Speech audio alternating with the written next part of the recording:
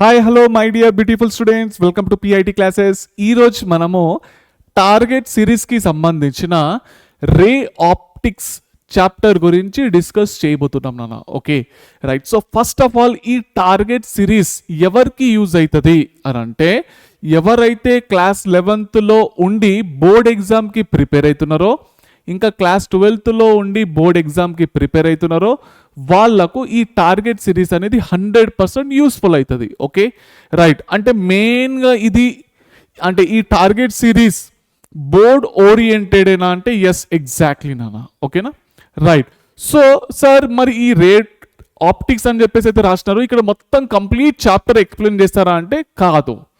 So దీంట్లో మనము ఏ topics explain చేస్తామనంటే, అంటే దాదాపు ఒక ప్రీవియస్ ఇయర్ క్వశ్చన్స్ ఉంటాయి చూడండి, 10 to 15 years ఉంటాయి చూడండి, దాంట్లో ప్రతిసారి ఎక్కువగా రిపీట్ అయిన క్వశ్చన్స్ ఉంటాయి చూడండి, గన్ షాట్ క్వశ్చన్స్.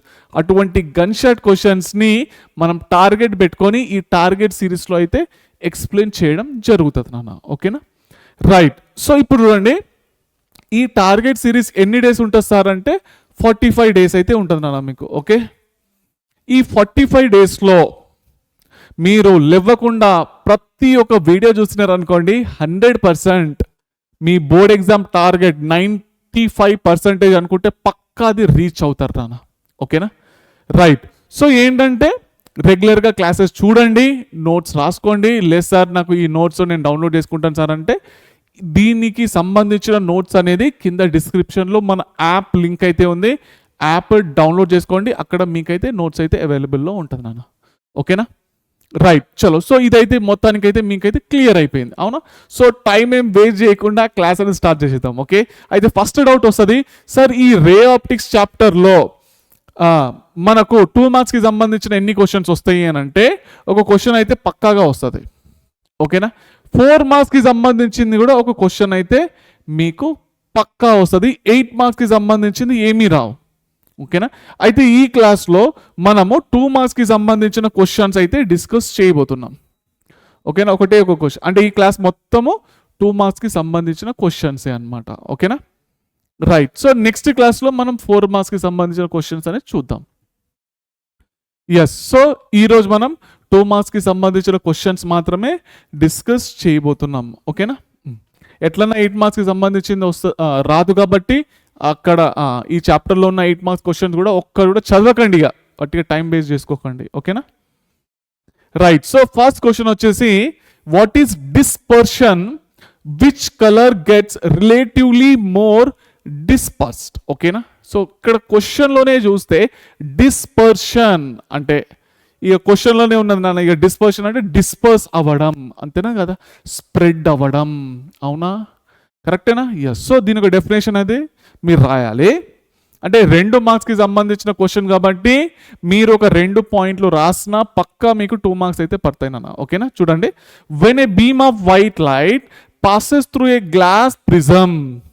అందరికీ తెలుసు సార్, ప్రిజం పైన మనం వైట్ లైట్ కనుక పాస్ చేస్తే అది మొత్తం స్ప్రెడ్ అయిపోతుంది కదా, డిస్పర్స్ అయిపోతుంది, అంతేనా కదా. వేరే వేరే కలర్స్ అయితే వస్తాయి, విబ్జిఆర్ అని చెప్పేసి అంటాం, అవునా. Okay, when a beam of white light passes through a prism, white light splits into okay it's spectrum of colours, అంతేనా కదా. White light splits up to into ఇది అప్ కదా, okay, into its spectrum of colours, అవునా. ఎట్లన్నా ఇక అందరికీ తెలుసు కదా, ప్రిజం పైన లైట్ వచ్చి పడితే ఏమవుతుంది, వేరే వేరే కలర్లు వస్తాయి సార్ కదా. ఆ స్ప్రెడ్ అయ్యేదాన్నే డిస్పర్షన్ అంటాం మనం. ఏం లేదు, గుడ్డి చెప్పాలంటే ఇంతే. డిస్పర్షన్ అంటే ఏంటి, ప్రిజం పైన లైట్ పడితే అన్ని కలర్లు వస్తాయి సార్, వేరే వేరే కలర్లు, దాన్నే మనం ఏమంటాము, డిస్పర్షన్ ఆఫ్ లైట్ అంటాం, అంతే, ఇంకేం లేదు. ఓకేనా, అదే ఉంటుంది ఇక్కడ. Okay, this phenomenon is called as dispersion of light. ఎక్కువగా డిస్పర్షన్ ఏదైతుంది అని అంటే వైలెట్ కలర్ అయితే అవుతుంది అన్న. ఓకే, ఎందుకంటే దానికి వేవ్ లెంత్ అనేది మనకు తక్కువ ఉంటుంది. ఓకేనా, dispersion of white light gives VIBGYOR, అందరికీ తెలుసు. Violet is more disperse because of its less wavelength. ఓకేనా, నెక్స్ట్ రెడ్ కలర్ తక్కువ డిస్పర్స్ అవుతుంది, ఎందుకు, దానికి వేవ్ లెంత్ ఎక్కువ అనమాట. ఓకేనా, ఈ 2 points రాయండి అన్న సరిపోతుంది బోర్డ్ ఎగ్జామ్లో. ఓకేనా ఫుల్ మార్క్స్ అయితే వచ్చేస్తాయి. What is myopia, how can it be corrected? ఈ మయోపియా అంటే ఏంటి అంటే, ఇది చిన్నప్పటి నుంచి మీరు చదువుకుంటూనే వచ్చినారు కదా, దూరం ఉన్నది మీకు కనిపించది, దగ్గరున్నది క్లియర్గా కనిపిస్తుంది. సో ఈ దాన్నే మనం ఏమంటాం, మయోపియా అని చెప్పేసి అయితే అని అంటాము. ఓకేనా? It is the optical defect of human eye in which far objects are not visible. దూరంది కనిపించది. ఓకేనా? In myopia, right, light from a distant object is convert to a point in front of the retina. ఎందుకు మీకు దూరం ఉన్నది కనిపిస్తలేదు అని అంటే, రెటీనా ముందట దాని యొక్క ఇమేజ్ అనేది మీకు పడుతుంది కాబట్టి అది కనిపించదు. ఓకే, ఎగ్జాక్ట్లీ రెటీనా పైన పడితే మీకు కనిపిస్తుంది, కానీ ఆ కన్వర్జ్ అయిన రేస్ అనేది ఎక్కడ పడుతున్నాయి, రెటీనా ముందట పడుతున్నాయి, అంతే. ఓకేనా? Correction to myopia. Okay, a concave lens of suitable power is use to correct this defect. ఏ లెన్స్ వాడాలి? కాన్కేవ్ లెన్స్ వాడితే మనకు దూరం ఉన్నది కూడా క్లియర్గా కనిపిస్తుంది. నాకైతే ఇది మయోపియానే ఉంది. ఓకేనా? దూరం మీకు కనిపించాయి, దగ్గరికి క్లియర్గా కనిపిస్తాయి. ఓకేనా? రైట్. సో నేను ఎటువంటి లెన్స్ని వాడుతున్నా? కాన్కేవ్ లెన్స్ని అయితే వాడుతున్నా. ఓకేనా? కరెక్షన్ చేయడానికి, అంతే, సింపుల్. Next, hypermetropia. ఈ hypermetropia how can it be corrected? అసలు హైపర్మెట్రోపియా అంటే ఏంటి, దీని యొక్క కరెక్షన్స్ ఏంటి? ఓకేనా? దీన్ని ఎట్లా కరెక్ట్ చేయొచ్చు అని అంటే, హైపర్మెట్రోపియా అంటే దగ్గరది మీకు కనిపించది, దూరంది కనిపిస్తుంది. ఓకేనా? ఎందుకు సార్ దగ్గరది కనిపించదు అని అంటే, దాని యొక్క రేస్ ఉంటాయి కదా, కన్వర్జ్ అయిన రేస్, అవి రెటీనా వెనకాల పడతాయి అనమాట, అందుకోసం కనిపిస్తలేవు, అంతే. చూడండి, it is the optical defect of human eye in which closer objects are not visible. దగ్గర ఉన్నాయి కనిపించాయి. In hypermetropia, light from distant object is convert to a point behind the retina. Retina వెనకాల పడ్డది. ఏదైనా కానీ కనిపించాలంటే రెటీనా పైన పడాలి, ముందు వెనకాల పడితే కనిపిస్తుందా? కనిపించదు.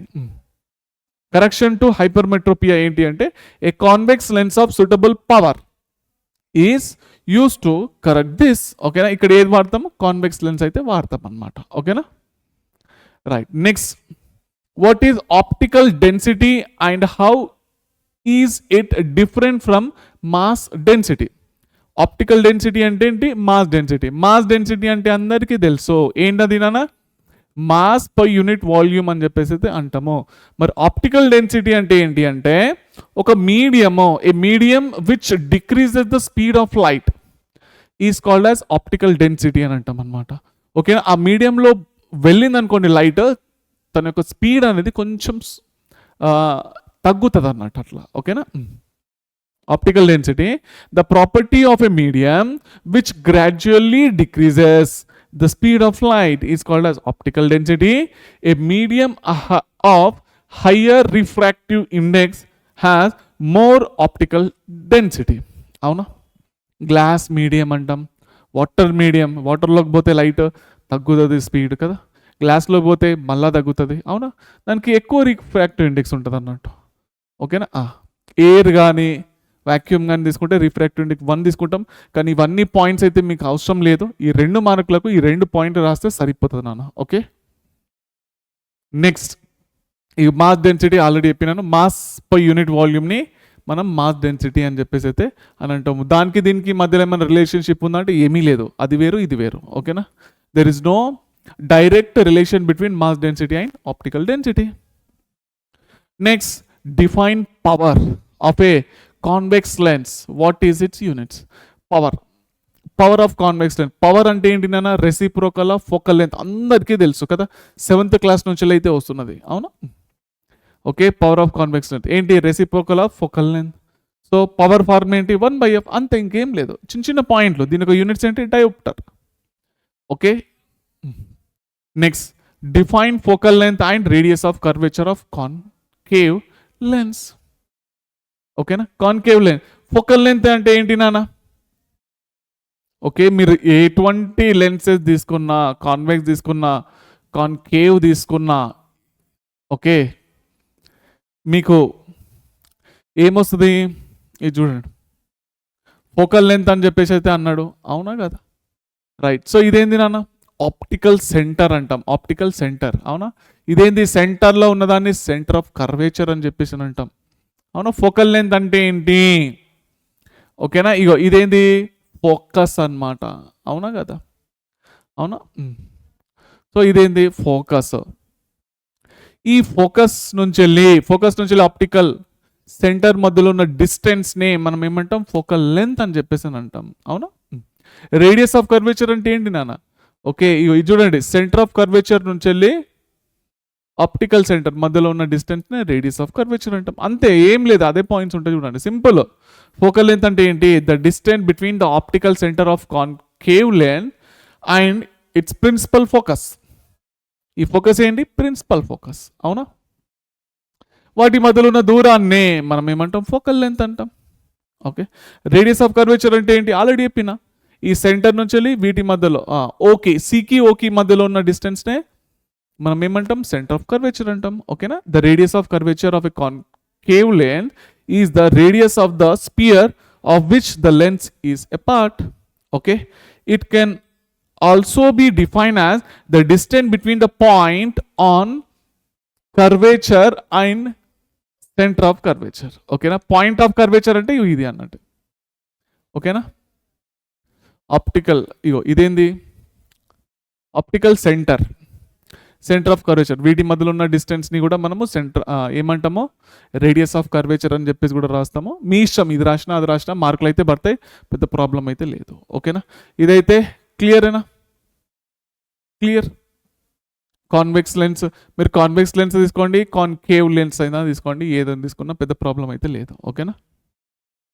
రైట్. సో మొత్తానికైతే ఈ క్వశ్చన్స్ కనుక మీరు బయాస్ చేస్తే పక్కా మీ జేబులో 2 మార్కులు అయితే కన్ఫామ్గా అయితే ఉన్నాయి. ఓకేనా? సో చదువుకుంటూ ఉండండి, మళ్ళీ నెక్స్ట్ క్లాస్లో కలుసుకుందాం. ఉంటాను మరి, బాయ్ బెటా.